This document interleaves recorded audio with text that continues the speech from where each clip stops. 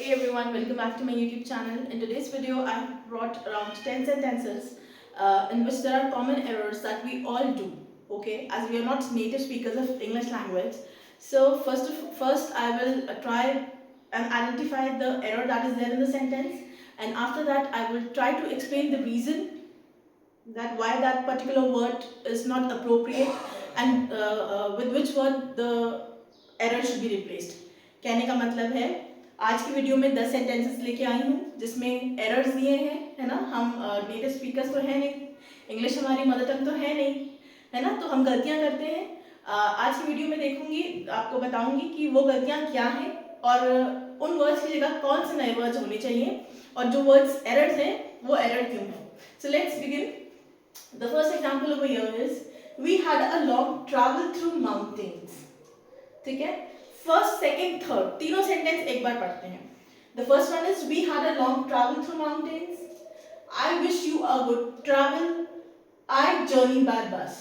Now, before pointing out the error, I would like to mention over here that the difference between travel and journey is very slight. बहुत छोटा सा minute सा difference है because both the words travel and journey are related to moving. You know, when you move from one place to another, when you are moving, okay, for those situations, for those conditions, we use the word travel and journey. जब आप move कर रहे हैं, जब आप एक जगह से दूसरी जगह जा रहे हैं, तभी जर्नी और ट्रैवल का यूज होता है। ठीक है, पहले सेंटेंस में आया we had a long travel through mountains. अब यहाँ ट्रैवल नहीं लिखेंगे आप, ट्रैवल आप बताएंगे कि जब आप जा रहे हैं, है ना, कि मैं जैसे अगर मैं बोलूं कि I do not like to travel by bus, okay, if I say I do not like to travel in car because I start vomiting, मुझे उल्टी आने लगती है। जब आप ट्रैवल, जब मूवमेंट हो रही है, उन केसेस में आप यूज करेंगे ट्रैवल। लेकिन अगर मैं बात करूं, अगर मैं बोलूं कि मेरी यात्रा बहुत अच्छी थी, है ना, जो मैं घूम के आई, जैसे मेरा पहला एग्जांपल है we had a long travel through mountains, कि हमने पहाड़ों में एक लंबी यात्रा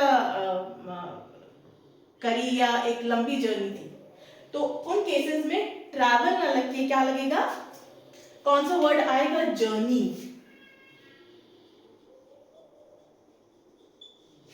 क्योंकि जर्नी आपका ड्यूरेशन बता रहा है। दोनों में डिफरेंस देखिए यही है, जर्नी जब आप ड्यूरेशन बताएंगे कि हमारी यात्रा बहुत सुखद रहे या सुखदायी रही, हमारी यात्रा बहुत लंबी थी, है ना, तब आप यूज करेंगे जर्नी का। Now coming to sentence number 2, I wish you a good travel. Again travel no, है ना, I wish you a good journey, कि जो आपका समय है, ऐसे ही तो होता है ना कि आप जो यहाँ से एक पॉइंट से लेके दूसरे पॉइंट पे जा रहे हैं, जिस भी मीन्स ऑफ ट्रांसपोर्ट से आप जा रहे हैं, वो आपकी यात्रा सुखद रहे, है ना, तो जर्नी सुखद रहे। ठीक है, आई जर्नी बाय बस, अब यहाँ पे जर्नी नहीं आएगा।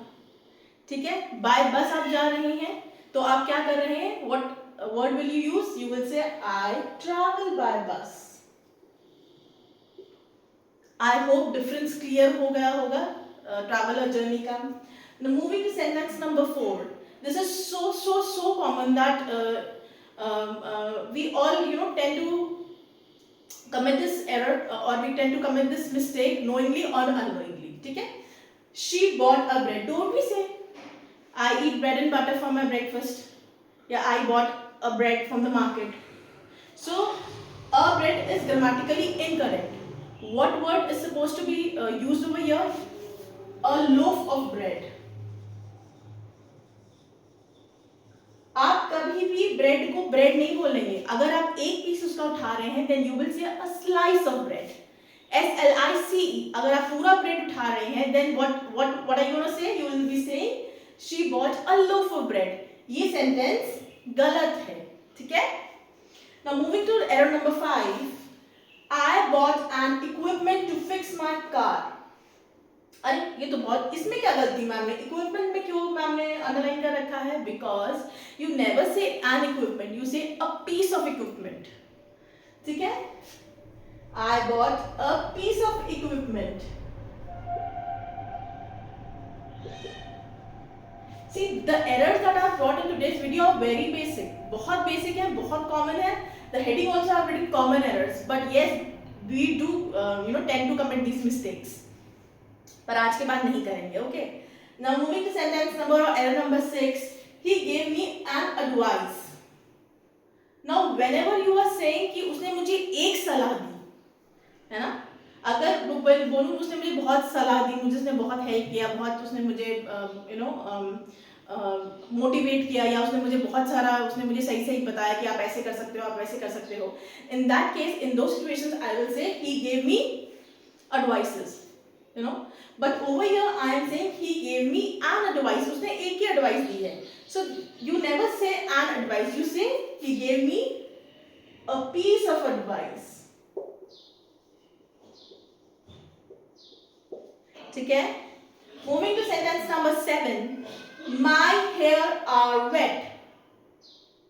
Now over your hair, सर पे जो बाल होते हैं, this hair होते तो बहुत ज्यादा है, but it is counted as a single word, as a single object. So for with singular things, what helping verb is used? You say my hair is wet. R नहीं आएगा. ठीक है. I have studied Sanskrit during 2 months. मैंने संस्कृत 2 महीने से पढ़ी है. तो ड्यूरिंग नहीं आएगा, क्या आएगा? फॉर. अब फॉर कब लगता है, सिंस कब लगता है? Again I would like to mention over here, I have made a detailed and a very simple video on the difference between when to use since and when to use for. Please go to my channel and see. Okay. She ate a lot of fishes. उसने बहुत सारी मछलियां खाई. Again over here, fishes is not the right word. You say fish. देखिए, अगर fish में भी काफी सारी वैरायटीज होती है ना, वैरायटीज इन द सेंस अलग अलग ब्रीड होती है. अगर तो बहुत सारी अलग अलग ब्रीड्स, अलग अलग कैटेगरी की फिश हैं, in that case you will use the word fishes.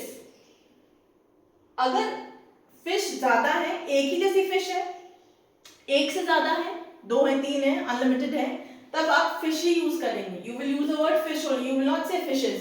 जैसे she ate a lot of fishes नहीं आएगा, she ate a lot of fish. ठीक है. The last word is I have bought furnitures.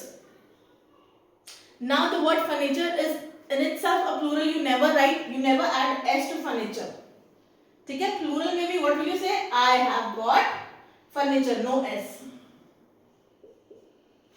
So this was all in today's video. Common errors that we all do. अगर कोई doubt है तो please let me know, and please like, share and subscribe my channel. Thank you for watching.